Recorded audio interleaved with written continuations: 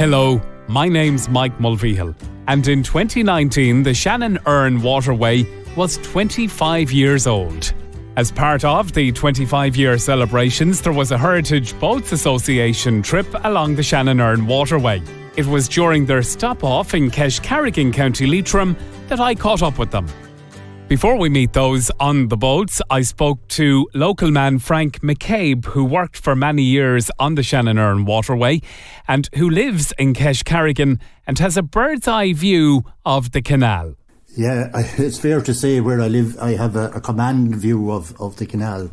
I remember coming down the lane on my way into the National School, looking down at the canal, and some of it you could see and more of it you might be able to see at all with all the growth that was on it. And in some places the bushes had kind of met, so maybe ducks is all that could go passageway through at that time.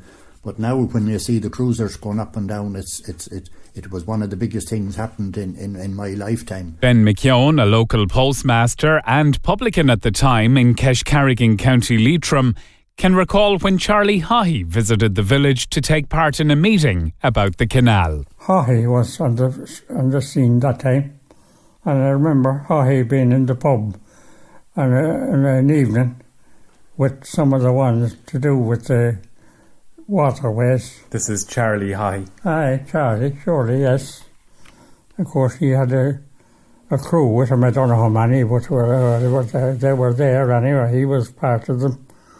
And he was big into that, and he sanctioned it and gave permission for the local authority to get property to make it an area wide enough for to have the mooring just there now. Francie Kilmartin could recall Charlie Haughey visiting the village of Keshcarrigan, and he had this to say. What I remember about the Shannon-Erne Waterway, I remember all the meetings about the people sorting out bits of land and sorting out compensation and that, and I was chairman of that committee for some time. But what I remember most of it is Charlie Haughey, and he might have had his faults, but two faults he hadn't which people thought he had. He put 36 million into the Ballinamore-Ballyconnell Canal. Half the country thought he was mad. Now it's a roaring success, and you can see with the walkways and all now, it's really the gym of Leitrim. And it's like what he done in Knock. Everyone laughed at him when he went down to Father Horton and done the airport in Knock. So the airport in Knock, tremendous success. The Ballinamore-Ballyconnell Canal, tremendous success. So never judge. Let it happen and see where it ends up. What it did for tourism and the entire area is unbelievable, so it is. Did you ever think that it would turn out the way it did? No, it was beyond everyone's wildest dreams. Like, the best way to explain it is when it was going full blast there, and it did peak about 2 years after it officially opened. If you were down there in Gertie's pub in Keshcarrigan, you would think you were in some part of Frankfurt or some part of Switzerland, because the amount of Swiss people and people from Austria and Germany going round video, and there was Irish music being played in the pub around that time of a Thursday night, and the amount of people from Germany, Austria, Switzerland, and indeed many other places as well, it was mind-boggling. The only people you see around Kesh is the people around Kesh and the outside the village that would come in at weekends, but that was definitely the biggest thing to ever happen. And to see people walking in and out the road in the evening on their way into the pub or on their way back after having a meal, it was definitely one of the best things ever happened to County Leitrim, was the opening of that canal. I called into the well-known landmark in Keshcarrigan, County Leitrim, Gertie's Canal Stop, where Des Foley talked to me about the Shannon-Erne Waterway. They came up with a fancy name, the Shannon-Erne Waterway. To us, 'twas to the canal, and that's all it's about it, you know. And like, still, we call it the canal, the locals. But it was mighty times, because all of a sudden the boats come in from Berlin. You'll hear people from Berlin, Frankfurt, Switzerland. Even one boatload came in from Israel, and the poor devil got stuck. He probably didn't see much water where he came from anyway, but got a daughter of mine, Sinead. She was only about 15, and she was a good pilot of the boat. So we had the Gertie going at the time, the up and down tour boat. Sinead pulled them out anyway. He was very thankful, and I always remember the strange sight. He was standing on the boat with a three-piece suit, which wouldn't be exactly the attire for the river, but when Sinead had him pulled out and he was so happy and he came over and gave her £50. She said, "Daddy, I'm available every Saturday and Sunday from now on." That's all it's about it. And the amount of people that, they came to see the river and to see what we looked like, because we were never heard tell of, our village, Keshcarrigan. All of a sudden, we were on the major waterway of Europe. The people who were doing the predictions, they said, "Oh God, if we get 500 boats, it'll be an achievement." And on the first year, they came 5,000. That's correct. That year that it peaked, I checked the book there over at Loch 16, where all boats passed through on the way to northwards to Ballinamore and Ballyconnell, and it was over 5,600 passengers for that year that it peaked. And I remember one evening, there was boats moored in Keshcarrigan, and they were moored right out across. There wasn't as many facilities or as jetties there at that time. They were extended since, but they had to moor off each other, so you could keep stepping across boats and you could nearly step into the Dickstown land out in Rossi. My son Pruntius was very young at the time, and he used to say cruiser, he used to say gruiser, and he'd say, "Granny, there's another gruiser. Granny, look, there's another gruiser." So Granny was spending most of her time looking out the window because there were so many cruisers going by. I counted 43 boats one particular evening that was moored down in Keshcarrigan. Now, nothing like that has happened since. But then again, everything peaks and everything has its good days and everything has its bad days. But it certainly peaked that year. And to see 43 boats moored up, and you'd hear voices at 4 or 5 and 6 o'clock in the morning, people partying a bit on their boats, but it weren't annoying anybody. They'd be gone next day. And it was unbelievable, the whole lot. Desi Foley will now give more details on the barge, the Gertie. This boat we got for the tour boat. We called it the Gertie, naturally. And we were lucky to win a contract with Ulsterbus. So it was a kind of a we were kind of proud of ourselves in one way. You'd go to the railway station and bus station in Belfast, and there you see, booked now for Gertie's tours. And every Tuesdays and Thursday, we'd have a full Ulsterbus coming down. It was actually one of these boats that was made in Holland. It was a Dutch police launch. So it was made in between the wars, in between the First War and the Second. It was made in 1928 to patrol, a police boat, to patrol the borders of Holland. What a great day at the launch. We had RTE did a programme for 20 minutes at the launch of the boat. And it was Tommy McCardle. They were a great pair of lads, the two brothers. And they did a programme called Summer Signpost. And then after them came BBC, ITV or UTV, ITV. We had Dutch television, Australia television, all over the place. And poor Jill Dando, she did a programme here for the BBC. We got 10 minutes on the BBC with this massive waterway that was linking Ireland together, which was a great thing. There was border checks then all the time. There was no borders on the river, which was a great thing. And poor Jill Dander, she came in here one morning at 9 o'clock, I think we had to open up for the BBC, a big team of people. And the funny part about it was a wet, drizzly day, and she had a Mac coat on her, and she was coming in the door here at the pub, and my job was to shake hands with her and welcome her to Kesh, and she was to ask me a few questions. Didn't she trip in her belt of her Mac coat? And I had to lift up the poor thing and straighten her out and everything, and she says, "Cut!" And the cut. And we finished the programme, and great success and everything. But the following Christmas, the BBC used to do a rerun of the mistakes, and we got another 5 minutes from Jill Daniel tripping and me cleaning her down, and us all having the fun round her. But she was such a lovely character, and the poor old thing made a sad end afterwards, and she was such a polite, lovely person. Over the years you had lots of different people in who were on the boats, and they visited your pub here. Yeah, we had lots of people.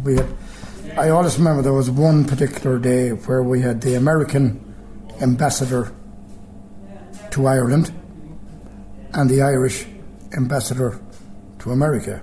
That ambassador would have been a connection to John F. Kennedy. She's one of the Kennedys, yeah. Lovely woman. I'm here with Jerry Gavin, and Jerry, you're the secretary with the HBA. That's correct, yes. And we were just talking about the 25 years of the Shannon-Erne Waterway. Isn't it marvellous? Yeah, I mean, we were up on the very first trip, not on this barge, no, but the one we had a barge 34B at that time, and we were part of the very first rally up here, so we came up through here. This is our 6th trip, I think, now up on the Shannon-Erne altogether. So it's quite interesting. So do you remember what this area would have been like and the landscape of it before all this was done? Yeah, Jerry and I, we travelled here on our honeymoon. We came to look at the canal. There was rumours that it was going to be restored, so we did a journey up along here and looked at what was left of the locks and stuff like that, where we could find them. During the reconstruction, then there was various groups came to look at different bits of it, and we were part of that as well. Some of the locks are still the original locks, and others they remade them because they'd gone a bit derelict. But essentially, it's a lot of the original stone and that is still in the locks from the original navigation. I mean, it's a very modern waterway. We've travelled extensively on the continent and waterways, and this with the smart cards and all that is by far and away the smartest waterway we've been on. And we can see when we look out here, we've got their posts, and you've got a red and white marker. Yeah. They're you stay on the white side of the. Look, they're like a half moon, so you have the white pointing towards each other. You stay within those. They're the Erne system markers. Just back in the lake here, you have the changeover from the southern. It's believed to be the halfway spot on the canal, and you have the more or less the green and red markers that would be internationally recognised. These are peculiar to the Erne system, so the changeover just literally round the corner here. It is. What some people don't understand, it's all about bringing water up a hill. Now, people think the only way to bring it up a hill is put it in a bucket and carry it up, but that's why locks are designed, to trap the water. The locks is the same method as the stairs, going up the stairs to your bedroom. It's to trap the water to go up to the next level and so on and so forth. That's the whole idea of locks. Unfortunately, there's so many of them. There's 16 locks on all of the canal, and half of those locks are on a very short stretch from Leitrim village to the Sheemore pub there at Keshcarrigan, and you have 8 locks there, which is half the locks on all of the canal. It becomes easier then when you get through them 8 locks and you're going on towards Ballyconnell. You'll only meet a lock every hour or hour and a half, and people would, after going through the Keshcarrigan locks, they can sit back and relax, say, my God, it'll be an hour before we see to come to the next lock, and it's a bit of a rest for them. But unfortunately, the whole design of the whole thing, again, as I said, bringing water up a hill, which is hard done, that's the reason for all of them locks in Keshcarrigan, to trap the water and get up to the summit, and the summit is in the centre of Lascar.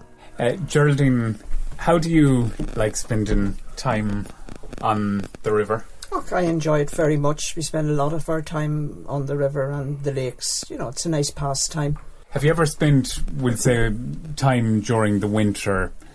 We actually lived on this boat for 3 years. We had this in France, and we lived for 3 years full time on it. We've been on it now since May. We're only home for 1 day since May.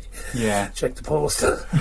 But yeah, we would do winter. And if you wanted to, could you move around? Like, could you drive it during the winter time? Yeah. I mean, it operates the same as summer, does it?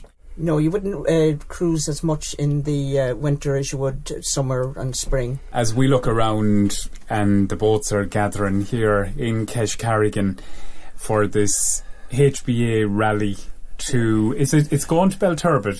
It's eventually going to Belturbet, yeah. We're going to Ballinamore next for the week. We've tended in the past to pass through and go north to Enniskillen on organised trips that we had. This year we've decided that because of the 25 years that we'd spend more time on the system. Down there at the mooring now, where the boats are moored up in Keshcarrigan, that was John Shanley's father's field, Patrick Shanley, and it was a proper habitat for the corncrake. Because I remember in the evening to hear that, and many a time I went down to see, could I see the corncrake, and you'd hear him, and next thing you'd walk thinking that you were going to be beside him, and his voice was away over there again. And he's saying the curlew at all. No, I haven't seen the curlew at all, no. Sad to see, don't know. Shannon Bridge was the last time we heard one. That was a good few years ago. Yeah.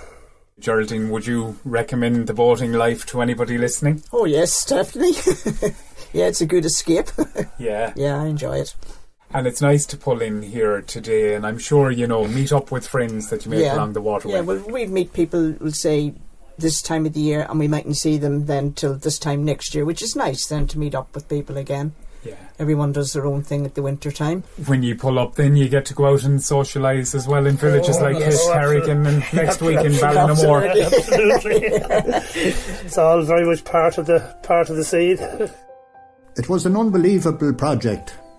The work was going on for 2.5 years. It was officially opened for navigation in '94, and it was done 4 months before the given time. So it was done 4 months before the people thought it would be finished. And it was definitely the biggest job ever I worked. Although I worked in construction in England, there was nothing like it. We worked hard. We worked long days from 7 o'clock in the morning until 9 o'clock at night, and we done half days on Saturday. And during the time they were breaking the rock over there at Leitrim, you certainly wouldn't need an alarm clock, no matter what time you had to get up at, because the rock breakers at 6:30, 7:15, they were hitting the rock. And if that didn't wake you well, you were as well not get up at all.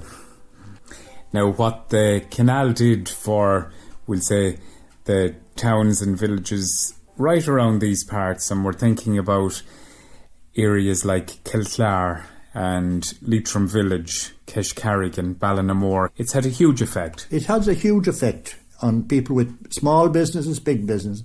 In fact, it helped out everyone. It helped out the farmer. It helped out if he decided to, if he had a site for sale at Jakin and were overlooking the waterways. If he decided to sell the site, he got twice as much or 3 times as much as he'd normally get if the canal never opened. So it's not just it helped publicans, it helped restaurants, gift shops, everything. It was one major thing and a great thing to happen. But I think one of the finest days we had was a trade group that came from, I think, 18 countries. It's like somebody was bringing in a trade group into Dublin, and they asked where we'd have one day of talking of what we'll sell and what we'll buy from you, what we'll sell. But the second day was given over what can we give these people to enjoy, that they'll enjoy themselves. So they rang up a famous man that worked on the canal as a promotional officer as well, Terry McGovern, one of the best Leitrim men that was ever born.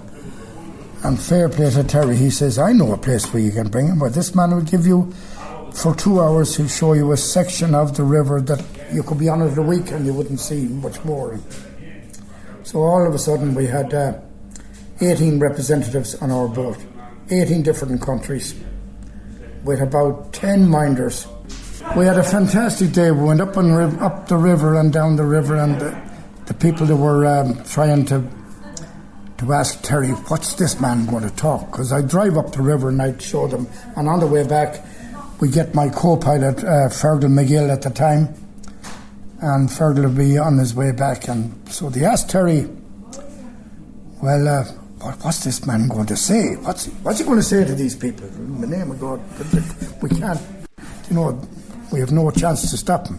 Well, Terry says, if he sees a cow, he'll talk about the cow, and if he sees a horse, he'll talk about the horse. And in recent years, then, lots of talk about blue ways and walks and all these different add-ons. People are getting very health conscious now, and everywhere you go, there's walks and cycle paths. I think that the walkways and that surrounding it has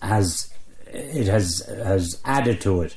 So if you come with your boat, then you can have your walk. And in fact, they're working hard on that at the moment, putting in cycle paths and walkways all along. They intend to, from Carrick-on-Shannon right down to Drumshanbo. Most of it is there. It's only to cross the T's and make a few connections. But there's land to be bought from farmers to do that, and that's ongoing. And that's the way that things are going now.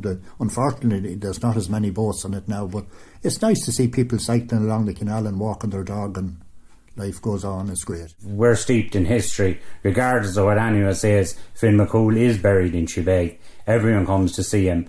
We have the standing stones and the mast rock in the Lascar Fields at Letterfine, and they park their boat in Kesh and they come out to look at that. Park the boat in Keshcarrigan, they can hop off and have their soup and sandwiches beside them. Head to Leitrim, have a walk. It's the people that comes loves it and comes back again. So we're on board the Iron Lung. That's and right. Andy, this is your barge. It is, yeah. So where does the name come from? It stands out as we walk down to the marina here.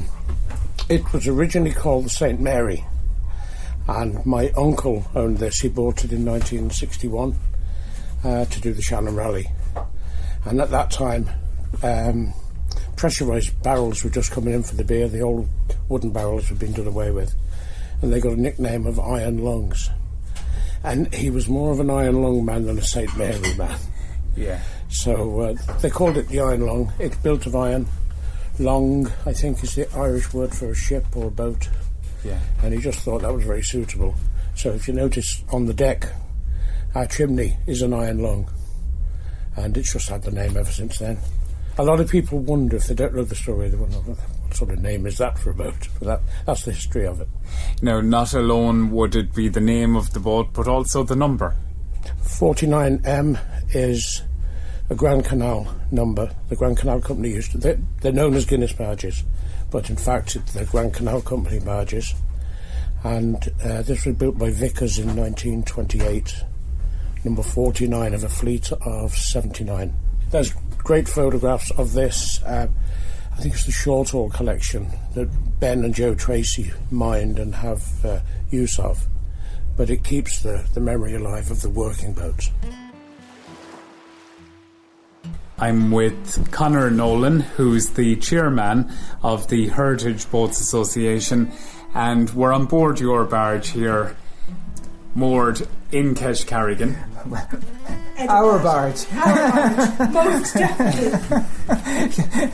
Yeah, it's Irene O'Neill, and O'Neill. it's our barge, and it dates from 1939, so it was built just before the Second World War. It was originally to be built as a boat for the Grand Canal Company, but with the onset of the war, things changed, and one thing that wasn't available was an engine. It was then immediately bought by Odlums, and Odlums used it then to transport flour between their mills, mostly around Portarlington, Monasterevin, and up to Naas, I believe. It had to be horse-drawn because there were no engines available with the emergency, but it was eventually engined with the standard engine, which is the Bollender semi-diesel.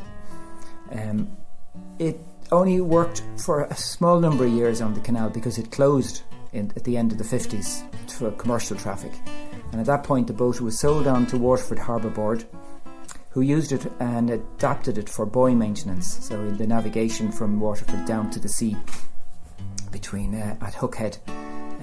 It lifted buoys, changed ground tackle and things like that. So then we became the custodians in 2012, and we continued the work, the restoration, and have added a lot of what you see around the insulation, the windows, the important bits. So it's still we're probably halfway through that journey ourselves now.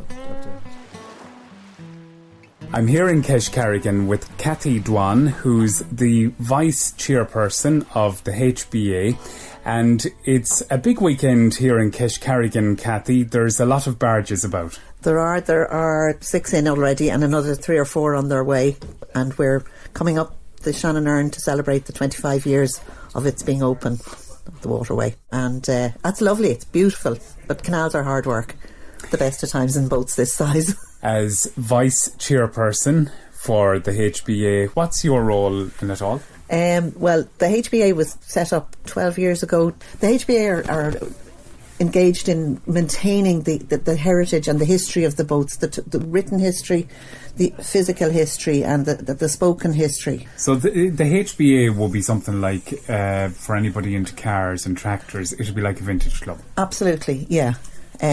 Preserve the heritage, make sure it stays, and preserving not just the boats but the old harbours.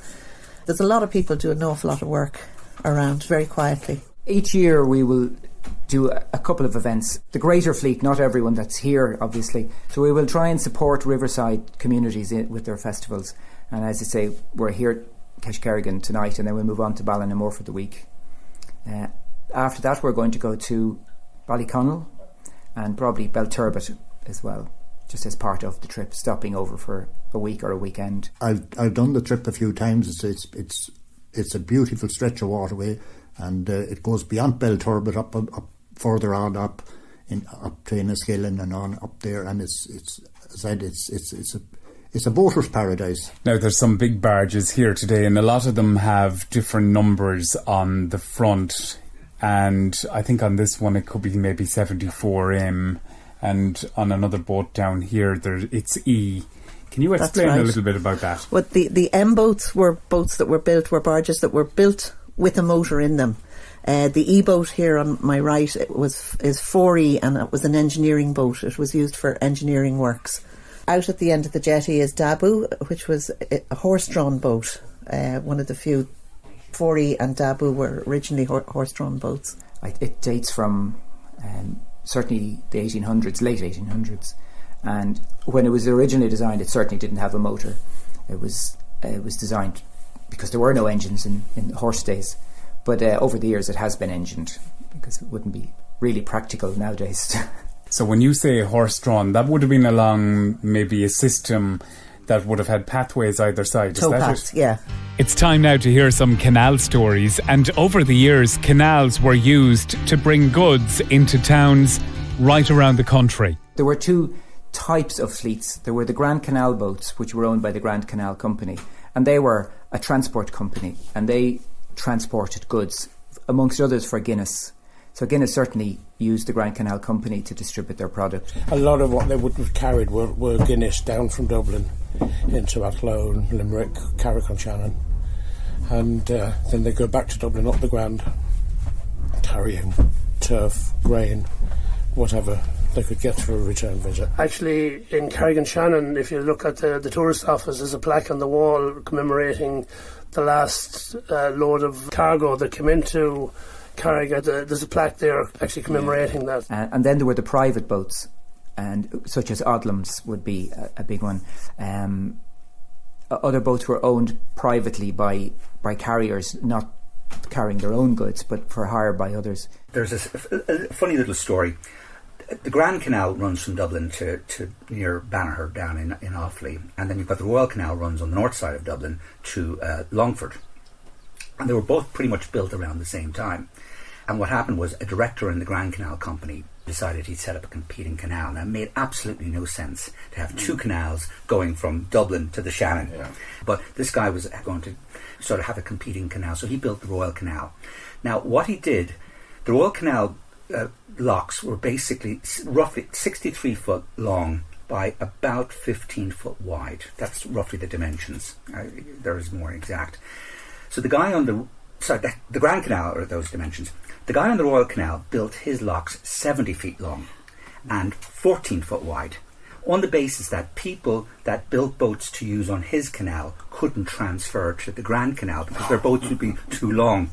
So if basically boats that were built to use his canal couldn't then decide, your charges are gone up, you're charging me too much, I'm going to move to the Grand Canal, because their boats wouldn't fit on the Grand Canal. And likewise, the Grand Canal boats wouldn't fit into the locks on the Royal Canal because they were too wide. Yeah, they're not compatible. They're not compatible. No. They're not compatible. And you were effectively stuck once you built your boat to work on one canal. So that's it. So they're slightly different. The lock but sizes. if you have a smaller boat, you can go on both. Oh, absolutely, yeah. The Royal Canal in about 1840 was bought. There was a railway company wanted to build a railway, a Great Western or whatever, one of those railway companies. But it meant they had to buy hundreds of parcels of land to get from Dublin over to the west of Ireland. So they had the genius idea of buying the Royal Canal Company, because by buying the canal company, they were effectively buying a piece of land 90 miles long by, whatever width, a couple of 100 yards wide. and they effectively bought that stretch of, they bought the canal company, and they built the railway. As you probably know from Dublin, the railway line runs all the way to Mullingar, all along the canal, and that's why. But it was a classic bit of thinking that, how do we get so much land, rather than having to deal with hundreds of farmers or whatever, landowners, just buy the canal company. So now we're inside Kathy's barge here, and lovely and spacious, Kathy. Thank you. All of these barges, the interiors are all different because everyone has designed them differently, and my brother and I actually are the owners of this, and our partners are the owners of this boat. So when we bought it, we had to put in 2 master cabins that were exactly the same size so that we wouldn't kill each other. So we have in fact got 2 master cabins there which are the same size. We've another double up the front and another double at the back there, and then the galley and the bathroom, and every other one is different. Cormac and Lorna have 2 bathrooms on their boat. They're very posh. Lorna Baker and Cormac Kenny is the captain. The captain of the I'm boat. just the first mate. Or the captain of the barge. And this is 76M. 76M. Yes, the 4th last barge built. Yeah. So it's you've brought us down for a little tour, and it's amazing. So it is inside. It's huge. Yeah, it is. He managed to keep plenty of space, but yet we have the galley area and kind of saloon or whatever, and then we have 3 little cabins, toilet and a separate shower, and we have another toilet there underneath the wheelhouse and the engine room. And it's got a stove and everything. And it's so cosy. And it is well insulated, and in leaving the little cabin doors open, then it heats up the little cabins. Would you like to go down and stick your head in a cabin? Go on. Yeah. So we're going down the corridor here, and the captain's cabin. And we have a little fire escape there, a little light hatch. You see, so God forbid if there's a fire, you can have a little ladder here, you can get up and get out. But also it freshens up the cabin, and it serves a great purpose in that it's a fire escape as well. Yeah. So then we have these doors are lovely with the round glass. Yes, the man before us, Jack Bagnall, he put the whole boat together. He was responsible for restoring it, and he did a great job. When he got the barge, I'll show you a picture upstairs, he put on the superstructure and the wheelhouse, and he did all the woodwork. How long are you travelling in this now? We have it 20 years. So every summer we're on it, every weekend. We never really have a weekend at home anymore. In the summer, we're on the barge. Yeah. And meeting up with people, it's lovely. And in terms of travelling on the Shannon-Erne Waterway, would you have done much of that over the last 20 years? We've done all of it. We've been right up to Beleek, a couple of times, and we've been up to Enniskillen a few times as well. We've done the whole lot. We've been everywhere on the barge. We've done the Green and Silver, the Royal and Grand Canal, and we've been down the Barrow.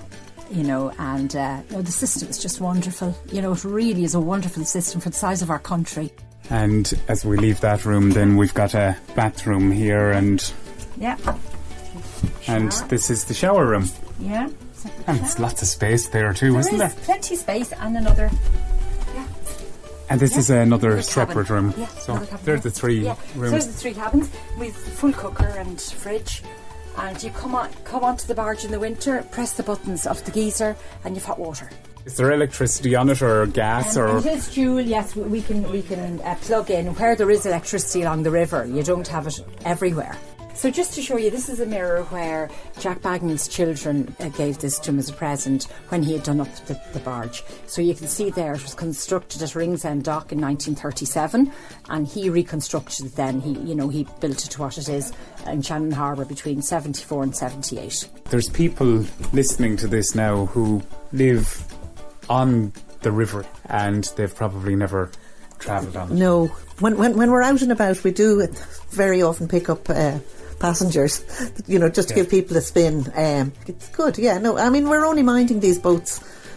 They'll go to someone else when we move on, and hopefully whoever gets them will treat them nicely and keep them going. It's the plan. We look behind here, there's a stove, is it? It is, yeah, that came, my cousin brought that over from England for me as hand luggage on the ferry. Yeah. It's great, just heats the whole place once we light it. You put fuel into this? Yeah, turf and wood. And it's great once it heats up the whole boat. It's toasty. Yeah, you can imagine great, yeah. just sitting back here. We can see the guitar here and playing music Yeah. late at night, a few drinks and... Many a session here, yeah. It's all good, clean fun. We're looking at a poster here, Irene, and there's some photographs on it. You can tell us a little bit more about them. This poster was produced by Waterways Ireland, and it consists of a very nice visual representation of an account of some of the heritage vessels on the waterways. For example, today in the harbour here in Keshcarrigan we have barge 68M, which is shown on this poster here. We have barge 72M, which is also here. We have Changsha, which is a gentleman's steam yacht in its original form, which is also here. So they've travelled far and wide to support this event. There are other pictures, other boats in this poster which just they aren't here at this particular event, but they are heritage boats. J.D. McFall 45M in its original state with its original Bollender engine, untouched. A fantastic work by Waterways Ireland. It is very beautiful and visually engaging, which captures the interest of the general public and the opportunity to share the history and to engage with the locals. So I'm here with Joe, and Joe has the barge parked up for the night in Keshcarrigan. Right, I'm here as part of this Shannon-Erne Waterway celebration, I suppose, of 25 years of it opening. We've been here with the heritage boats a number of times. Last time was 5 years ago. So my boat was 4E, and looking forward to the couple of weekends up here. It's a huge amenity to the area, and it's a huge amenity to the waterways in general, that you can link the very successful Shannon system and the Erne system with this link, and it just extends the whole system immensely. We've been to Beleek a couple of times, which is way up there. It's a long way. So to think that you can travel from Beleek to Limerick on the same stretch of water, more or less, just through lock system, it is amazing. That's a long distance. And for your own boat, the 4E is 4E. Do you know a little bit of the history behind that boat? Well, 4E was originally a horse boat, built in 1895 in Cork for the Grand Canal Company. Became motorised in 1912, was sold to a private water carrier in 1935, and he retired in 1955. I didn't acquire the boat until 1980 and converted, and so I've just short of 40 years using the boat on the system, and she is well travelled. As I say, she's been up here a few times. And did you have to do much work with it then when you did get it all those years ago? The conversion was, like a lot of them here, from a bare hull. So what I purchased originally was just the bare hull. Had to put a superstructure on it, had to put an engine, shaft, fit out the rooms. So the work, yes, was substantial, but it's half the joy of owning one of these things, or passing one of these things through your hands. Hopefully the next generation will enjoy them as much as we do. Would you spend much time on your boat? Too much. Far too much. But anyway, you could do worse. Where would you rather breakfast, on the boat or at home? Oh, on the boat. Always, yeah. Winter or summer, it doesn't matter. Yeah, you're away. Dublin people, I'm a Dublin person, so it's great to be out of Dublin, in the countryside, and yeah, fresh air. It's lovely to see the barge. It's good to see the barges. It's good to see them move in a number. You know, they always look well in a group. It doesn't take a huge big group. I suppose 6 or 8 makes a statement. I travelled up from Drumsna. How many miles would we be talking from Keshcarrigan to Drumsna? It took my boat, I suppose, 9-10 hours to get here. It's sort of a 50-mile loop.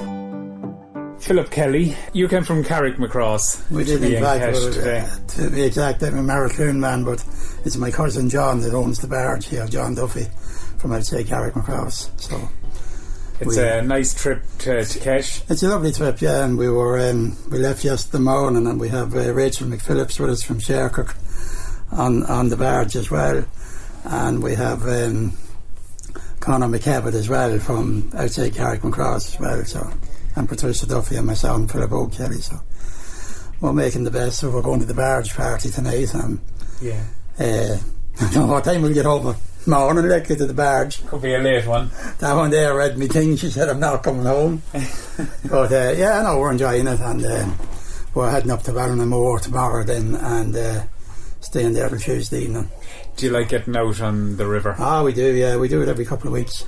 It's great. You get away from everything, and you know, it's completely different than towns, and no hustle and bustle or anything like that, so we enjoy it. It's a different life, so it is. And I was just talking to a man, Joe, there, and I said to him, where would you rather breakfast, at home or on the boat? And you know, there's only the one answer to that, and then there's a bit of crack, and you know, you're your own boss, and that too. You have no lad shouting, come on, we'll do this, we'll do that, we're out in the middle of the open. And I suppose you're meeting people then every time you go out, is it outings like this? A gang of them, and they all know each other, and one lad'll phone another man if there's a lock shut, you know, it's all communication. Yeah. It's completely different than being on the road. We really go by the names of the boats, do you know what I mean? Yeah. 74M, oh yeah, Cathy and Tony.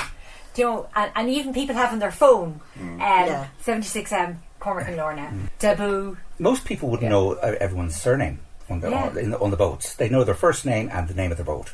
And it'll be Cathy 74M. How, you know, what is your name anyway? And there's great camaraderie on the river, helping each other.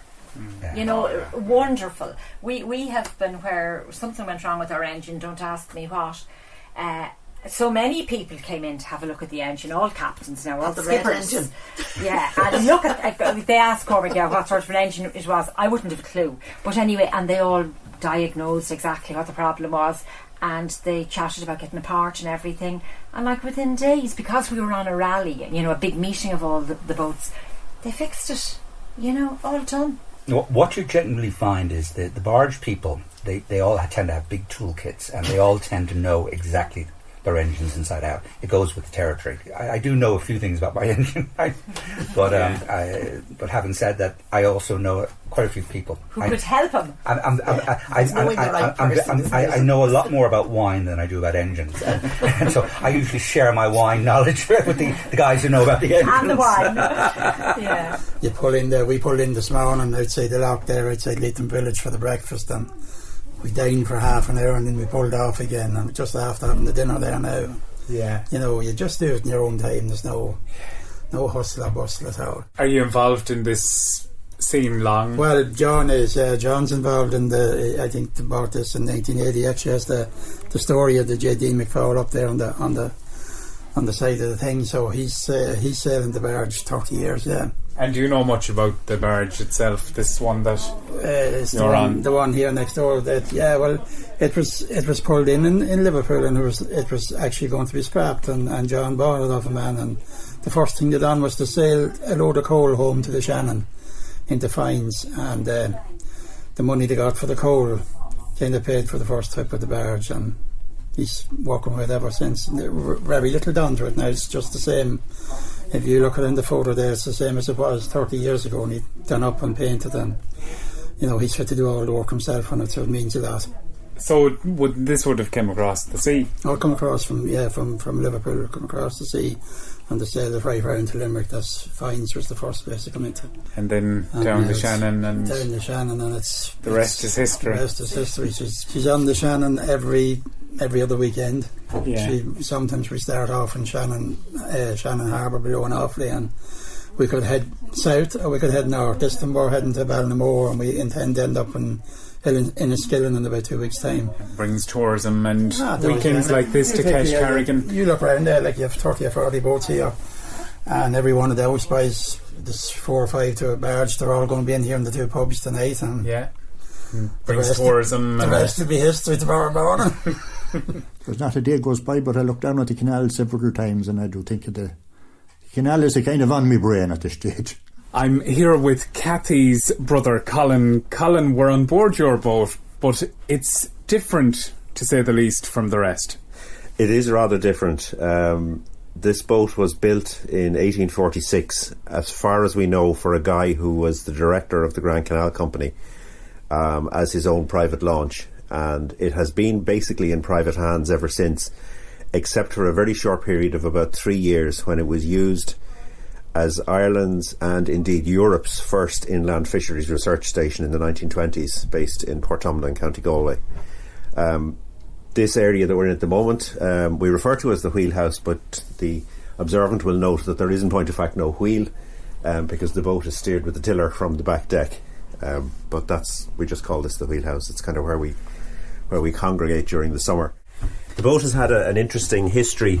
It belonged at one point, after the time when it was a fisheries research station, it was bought by a family called Delaney. And the Delaneys would be reasonably well known in inland waterways circles because they were the family that started the Inland Waterways Association of Ireland back in 1954. And they owned the boat up into the early part of the 20th century. And then it belonged to a guy called Sid Shine, who would be very well known in the Athlone area, particularly. He was a very famous musician, and he owned the Jolly Mariner, and he owned the ballroom in Athlone. And then he sold this and he bought another boat, and it belonged to the Dunn family in Carrick-on-Shannon. And then there was various people, a couple of sort of people, it changed hands a couple of times quite quickly, and ended up in the hands of a guy called Simon Crowe, who people of a certain age will remember as the drummer of the Boomtown Rats. And then we bought it in 1988, so we've had it since 1988. It was originally built with a steam engine. The boilers and the coal bunkers and everything would have been under what we now use as the wheelhouse area, and then the engine itself would have been more or less where the existing engine is. It's now got a relatively modern 6-cylinder diesel engine, which we put in about 10 years ago. But the Sid Shine always told us, poor Sid is dead now a number of years, but he always told us that the boiler, when the steam engine was decommissioned, the boiler was taken out and it was lying on the bank in Coot Hall for a long time, somewhere buried in the rushes, and I've gone back a few times to see could I find it, but never found it. So anyway, it's long gone. You never know, maybe somebody listening to this might know its whereabouts and be able to get in contact. Might. Yes, they might indeed. It's probably find it's been turned into a cattle trough or something. This boat was built in exactly the same period as this canal was built originally. So it was built, what was called the Ballinamore and Ballyconnell Canal back in the day, was built as a steamboat canal, and this was a steamboat built in exactly that period. And finally, there's a magazine here, Inland Waterways News, IWN, and you're involved with this. Yeah, I'm the editor of the magazine. The magazine is published by the Inland Waterways Association of Ireland 4 times a year, and it goes out to members of the association, and then there's a sort of a complimentary mailing list as well. But we publish sort of news about what's going on around the waterways, and then news about what's going on in the association itself. That's it from this programme, celebrating 25 years of the Shannon-Erne Waterway. My thanks to everyone who spoke on this programme. From myself, Mike Mulvihill, thank you for listening. And a reminder, you can follow me on my Twitter page @Mike's Powerplay for further updates on documentaries we're working on. Until next time, goodbye.